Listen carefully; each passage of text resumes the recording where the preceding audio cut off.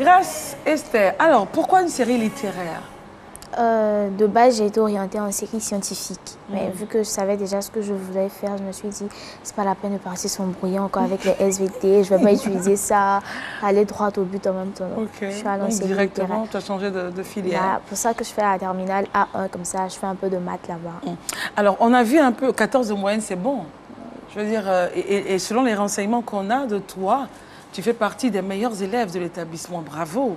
Alors, c'est quoi ton système de boss à toi? Je n'ai pas de système en tant que tel, hein, mais déjà, maman m'a habituée à des heures auxquelles absolument il faut que tu sois en train de travailler. Donc souvent, par exemple, si j'ai pas cours les week-ends comme ça, le matin, peut-être tu dors, on fait un peu la grasse matinée, 9h jusqu'à 11h, 11h30. Après l'après-midi, 16h, 18h, et puis le soir, 20h, 22h, pour ne pas... C'était bien espacé. Voilà, pour ne pas être stressé, surmené, avoir le temps de se reposer, de se détendre et puis travailler aussi. Ok, et tu travailles avec qui? Je travaille toute seule, mais j'ai quand même pour certaines matières un peu compliquées où j'ai de l'aide, mais à part ça, je travaille seule. Et quelles sont tes matières préférées? Je suis polyvalente quand même, mais j'aime beaucoup le français. J'aime bien le français. Et tu as combien en français? 15, 14. C'est bien. Avec 14 de moyenne, tu es la quatrième en classe? Mon rang, ça varie en fonction des trimestres. Le premier trimestre, on revient des vacances, on est encore un peu... Donc, au premier trimestre? J'étais troisième, je crois. Au deuxième? Troisième, après j'ai été, je crois, 4, 5e encore. Et puis après, au dernier, je crois, troisième encore, ou sixième, un truc comme ça. Sixième, tu as offert 2 places, quoi. Oui, je tourne en tout. Mais le plus souvent, c'est les virgules qui nous dépassent. Tu vas avoir quelqu'un qui est deuxième, qui a 14,98. Le troisième vient, il a 14,90. La classe est vraiment à un haut niveau. Hein. Voilà, c'est surtout l'école même qui est à un haut niveau. Ok, donc l'école, quelles sont les règles que l'école vous donne pour que vous soyez aussi, j'allais dire, vous puissiez vous talonner comme ça en moyenne? Rigueur, travail, même quand on a des heures libres, contrairement aux autres écoles où pendant les heures libres on travaille, les heures d'études, on travaille, il faut qu'on ait toujours des choses à faire, les professeurs nous mettent à un certain niveau. C'est vrai que souvent je prends des devoirs d'autres écoles, tu te dis, ah mais c'est pas compliqué par rapport à ce qu'on nous donne. Et ça se passe comment en classe? Tu as des amis, tu bosses, vous travaillez ensemble? Non, mais il y a des matières où quand même on fait des travaux de groupe. Où on travaille. Lesquels par exemple? Par exemple, dans mon école, on fait une matière qu'on appelle FHR, formation humaine et religieuse.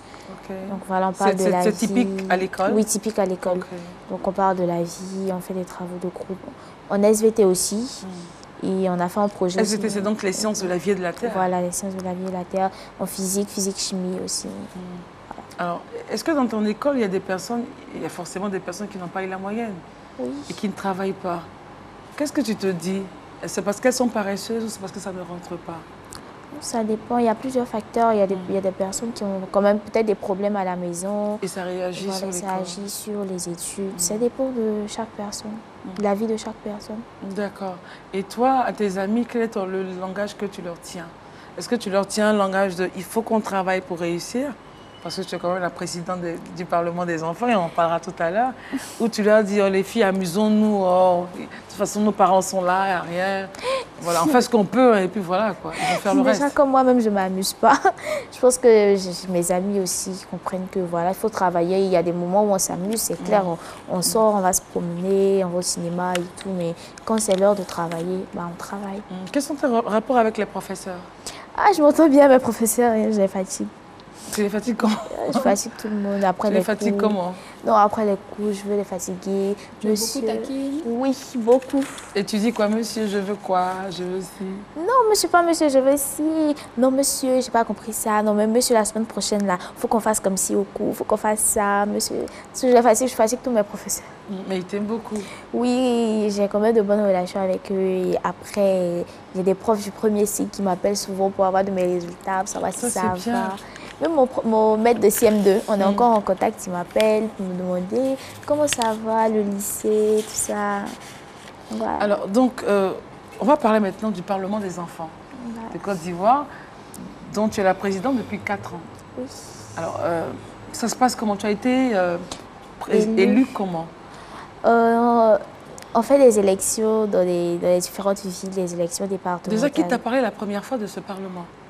Déjà, j'étais toute petite, j'étais en 5e. Et donc, c'était les écoles qui devaient proposer les meilleurs élèves.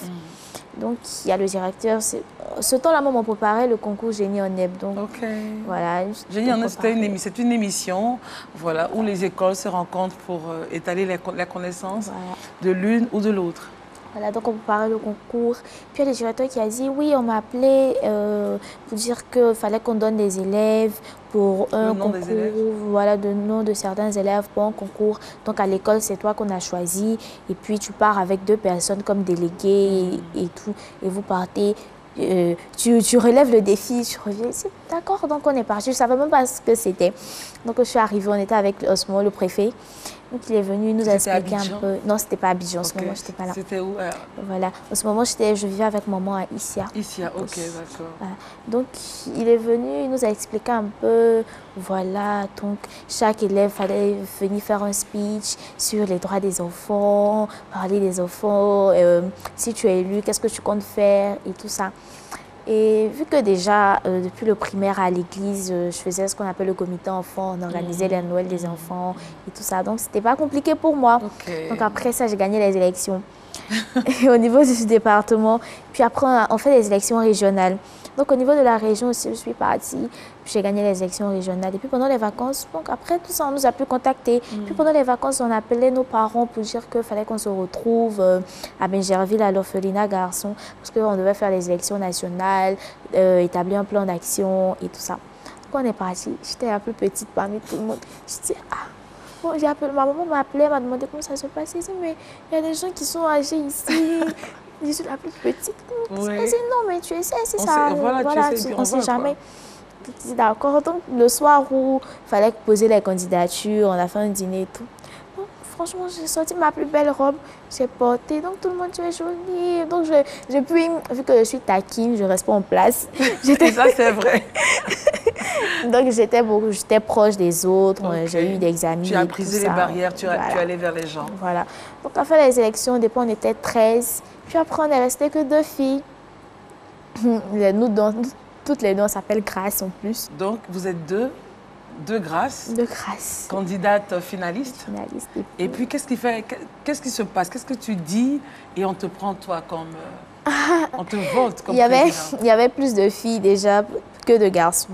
Donc, les garçons sont venus. Ils disent que oui, si nous, les filles, on gagne, on va mettre plus de filles dans le bureau et que ça sera un club de filles. Voilà, un gouvernement de filles et tout. Donc, ils sont venus, ils disent que si tu veux avoir le vote des garçons, parce qu'une fois que tu as le vote des garçons et certaines filles, c'est sûr que tu gagnes.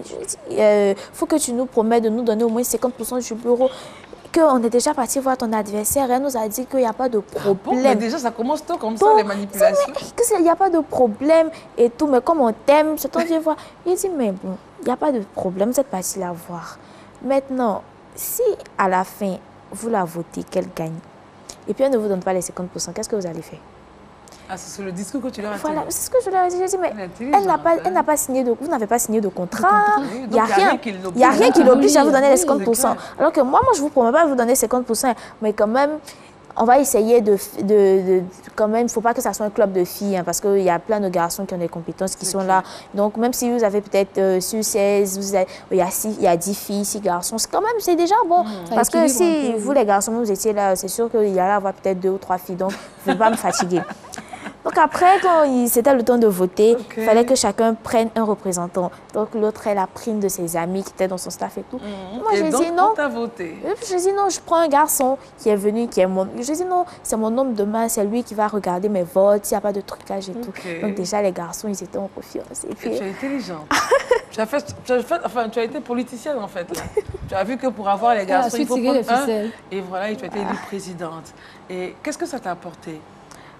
Ça m'a apporté beaucoup parce que déjà, ça forge la personnalité, ça te permet, tu peux rencontrer plein de personnes, des autorités, je peux voyager. Et déjà, ça me permet de savoir quelle attitude tenir face à des personnes. Et puis, c'est quand même quelque chose de bien, ça forme la personnalité. C'est clair. Ça te bâtit pour l'avenir. Pour l'avenir, et